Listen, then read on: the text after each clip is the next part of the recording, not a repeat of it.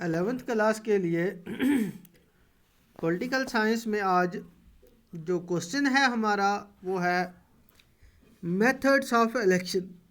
किसके बारे में है? Methods of election. यहाँ पर जो हम पढ़ेंगे, ऐसे तो इसमें बहुत सारी क्लासिफिकेशन है, लेकिन हम जो पढ़ेंगे वो डायरेक्ट और इनडायरेक्ट मेथड ऑफ इलेक्शन पढ़ेंगे। डायरेक्ट और indirect methods of election.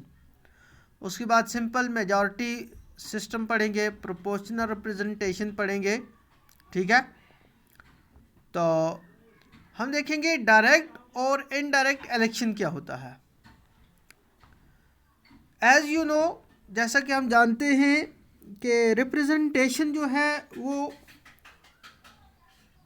Election के ज़रिए होती है, और जहाँ पर रिप्रेजेंटेशन होती है इसका मतलब है वहाँ पर जो डेमोक्रेसी है वो इनडायरेक्ट टाइप ऑफ डेमोक्रेसी है।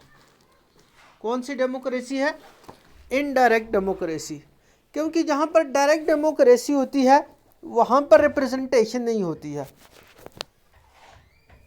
जो डायरेक्ट डेमोक्रेसी होती है वो आज तो प्रॉपरली कहीं पर भी एग्जिस्ट नहीं हो रही है। एंशिएंट टाइम्स में डायरेक्ट डेमोक्रेसी होती थी। वो क्यों होती थी उसकी अलग वजूहात हैं।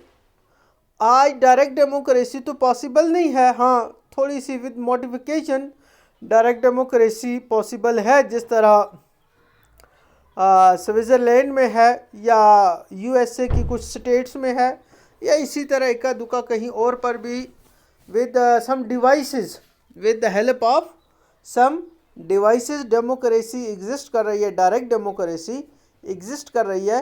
लेकिन जो एक्चुअल डायरेक्ट डेमोक्रेसी है वो आज पॉसिबल नहीं है, because of large size of the state and big population. Large size of population and large size, that mean big area of the country.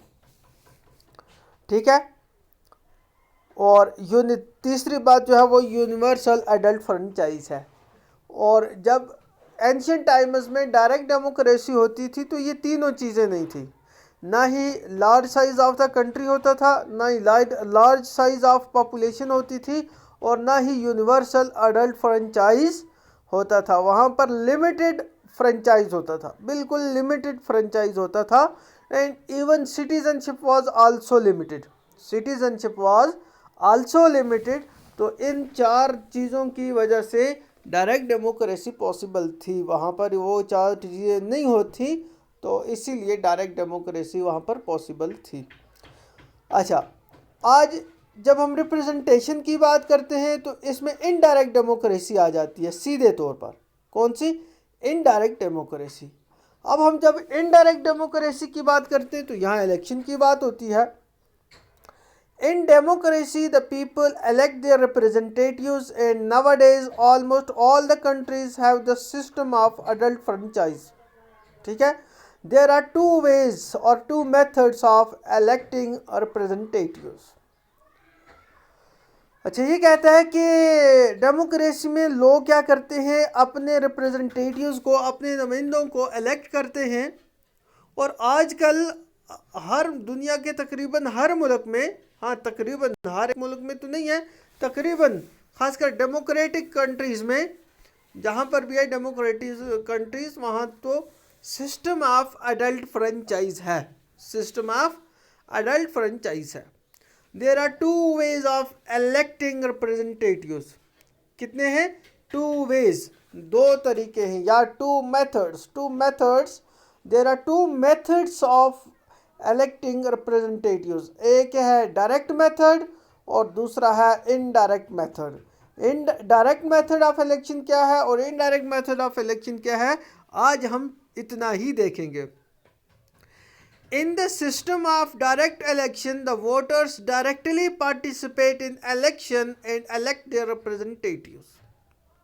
In the system of direct election, the voters, that means people, directly participate in election. वो directly participate करते हैं, यानी वो खुद vote डालते हैं। अब और क्या पार्टिसिपेट करना है? सबसे ज़्यादा कि वो वोट डालना है, and elect their representatives through ballot system, कि हम डायरेक्ट मेथड में हम लोग, आम लोग, कॉमन पीपल जो है, वोटर्स, पब्लिक जो है वो वोट डालती है, वोट में हिस्सा लेती है, पार्टिसिपेट करती है और अपने रिप्रेजेंटेटिव्स को इलेक्ट करती है। In the process of direct election every voter goes to the polling station and record his or her vote either in favor or against of a particular candidate. A candidate securing the maximum number of votes is declared elected. अच्छा, इसमें क्या होता है, जो voter होते हैं, हर voter जाता है, वो जाकर वोट देता है पोलिंग स्टेशन पर, अपना वोट रिकॉर्ड करता है। या तो ज़्यादातर ये है कि वो इसलिए जाता है कि वो अपने कैंडिडेट को इलेक्ट करता है, और कुछ लोग इसलिए जाते हैं कि वो किसी दूसरे वो कैंडिडेट को हराने के लिए, है ना, हराने के लिए जाते हैं ताकि वो हारे और दूसरा वाला कोई जीत जाए। और ज़्यादातर ये होता है कि भाई हमने अपना जिताना है, तो नेचुरली दूसरा हारे या क्या हो तो वो हारेगा ही। किसी ख़ास कैंडिडेट के फेवर में वोट देते हैं। अब क्या है कि जब इलेक्शन ओवर हो जाता है, जब रिज़ल्ट आते हैं तो काउंट डाउन स्टार्ट होता है। जब काउंटिंग होती है तो जिसने भी सबसे ज़्यादा, जिस कैंडिडेट ने सबसे ज़्यादा वोट हासिल किए होते हैं, यानी दूसरों से अगर एक वोट भी ज़्यादा है तो वो बंदा इलेक्ट हो जाता है। यानी सपोज़ अगर किसी कॉन्स्टिट्यूंसी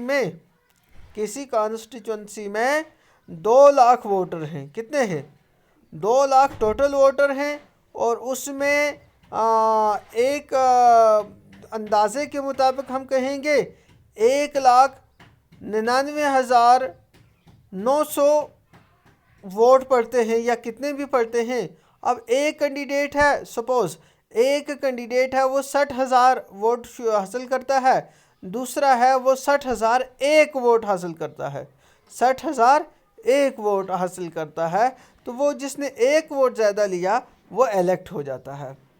ये इसका ड्रॉबैक भी है, वो आगे हम पढ़ेंगे। तो ये जो इलेक्शन होते हैं डायरेक्ट, इसमें आम लोग जाते हैं पोलिंग स्टेशन पर और जाकर अपना वोट देते हैं किसी एक बंदे के फेवर में, और जो बंदा दूसरों से एक वोट भी ज़्यादा ले लेता है, यानी जो हाईएस्ट नंबर ऑफ़ वोट्स हासिल करता है वो इलेक्ट हो जाता है। ठीक है। अच्छा, इसमें क्या होता है, जैसे हमारे एमपी या एमएलए जो होते हैं, एमएलए के लिए या मेंबर पार्लियामेंट जो लोकसभा के मेंबर होते हैं, उनको इलेक्ट करने के लिए हम लोग क्या करते हैं, अपना वोट डालते हैं, और इसको हम डायरेक्ट इलेक्शन कहते हैं। इसीलिए जो लेजिस्लेटिव असेंबली और लोकसभा होती है, इसको डायरेक्टली इलेक्टेड हाउस कहते हैं। ठीक है। तो हमारे रिप्रेजेंटेटिव्स फिर जाकर असेंबली में गवर्नमेंट बनाते हैं, लोकसभा में जाकर सेंट्रल गवर्नमेंट जो है वो बनाते हैं पूरे हिंदुस्तान के लिए। तो ये जो लोकसभा है और असेंबली है, डायरेक्टली इलेक्टेड हाउस होता है, और जो हमारे एमएलए और मेंबर पार्लियामेंट, लोकसभा के मेंबर पार्लियामेंट ऑफ लोकसभा, वो जो होते हैं वो डायरेक्टली इलेक्टेड मेंबर होते हैं। ठीक है। और कहीं पर ऐसा सिस्टम भी है कि प्रेसिडेंट भी डायरेक्टली इलेक्ट होता है, लेकिन हमारे इंडिया में ऐसा सिस्टम नहीं है। यहाँ पर खाली लोकसभा के मेंबर और एमएलए जो होते हैं, लेजिस्लेटिव असेंबली के मेंबर जो होते हैं, वो डायरेक्टली इलेक्ट होते हैं। ठीक है। इनडायरेक्ट इलेक्शन, अब हम देखेंगे इनडायरेक्ट इलेक्शन क्या है। Indirect election means that the voters do not directly participate in the election of their representatives but choose only an intermediate body which elects the representatives। ठीक है। इनडायरेक्ट इलेक्शन क्या है? Indirect election का इसका ये मतलब हो गया कि हम लोग, आम वोटर्स, वो डायरेक्टली वोट अपना नहीं देते हैं in the election of representatives, लेकिन वो क्या करते हैं, वो एक इंटरमीडिएट बॉडी, एक बीच की बॉडी वो इलेक्ट करते हैं लोग, और फिर वो बॉडी जाकर सेकंड स्टेप में जो रिप्रेजेंटेटिव्स चुनने होते हैं उन रिप्रेजेंटेटिव्स को वो बॉडी बाद में जाकर क्या करती है, इलेक्ट करती है।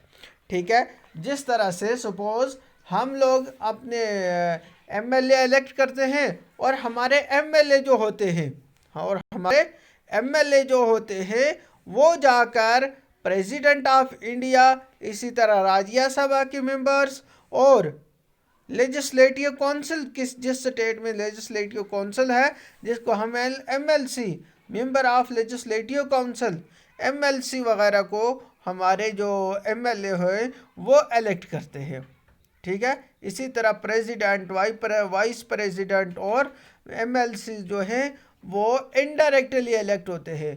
इसी तरह प्रेसिडेंट, वाइस प्रेसिडेंट और लोकसभा और लेजिस्लेटिव काउंसिल है, ये इनडायरेक्टली इलेक्टेड ऑफिसर्स हैं या इनडायरेक्टली इलेक्टेड हाउस है। ठीक है, इनडायरेक्ट इलेक्शन का मतलब यह है कि हम लोग जाकर वोट, जो फाइनल में रिप्रेजेंटेटिव्स चुनना होता है, या जैसे प्रेसिडेंट चुनना है, वाइस प्रेसिडेंट चुनना है, एमएलसी बनाना है किसी को, लोकसभा का मेंबर बनाना है किसी को, तो उसके लिए हम वोट नहीं देते, हम पहले ही वोट दे चुके होते हैं। इंडिया में हमारे एमएलए और मेंबर पार्लियामेंट को हम लोकसभा के मेंबरों को पहले वोट दे चुके होते हैं, और बाद में वो जो हमारे एमएलए होते हैं वो लोकसभा, राज्यसभा के मेंबर्स के लिए वोट देते हैं और एमएलसी के लिए वोट देते हैं। प्रेसिडेंट